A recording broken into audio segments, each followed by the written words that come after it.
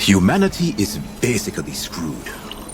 I thought you said you had some sort of epiphany. A vision. I would hardly call humanity being screwed profound insight. But isn't it? Even at the most optimistic, I don't see any way that humanity is any less screwed.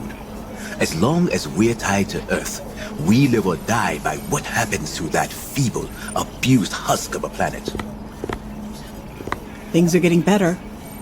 The energy footprint per person is down. We've obliterated most common genetic diseases. The seawalls have held. We haven't had a major war in 70 years. Yes, war. It's been 70 years.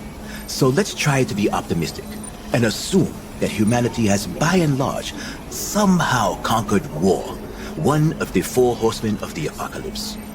Unfortunately, we are still beholden to the new horsemen, eating, humping, and shitting ourselves to death.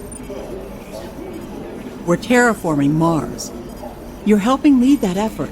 One day we won't be dependent on Earth. Nah, too little, too late. By our best estimates, it would take at least another 2 centuries before Mars is even remotely able to sustain an entirely closed life support loop. And several more on top of that before it's able to support a comparable number of people.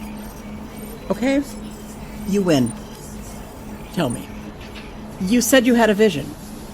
What's the profound insight? If humanity is to survive, we need to spread beyond the solar system.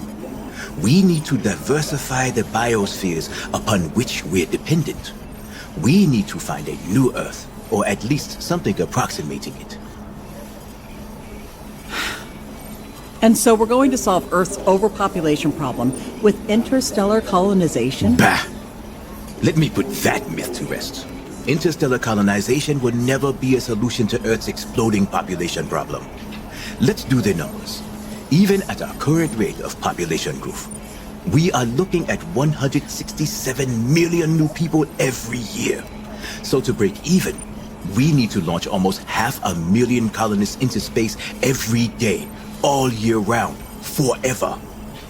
And that's just to break even.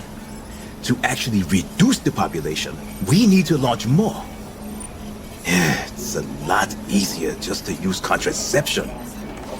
Okay, so if this is not going to solve the problem, why is the insight significant?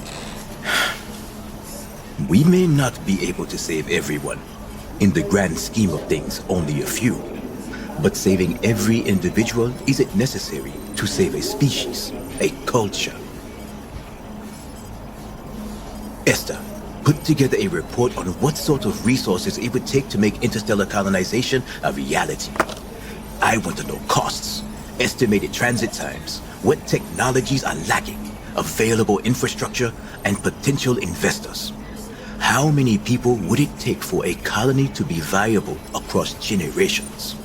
Oh, and look up the available data on the exoplanet Siren. I have always fancied it.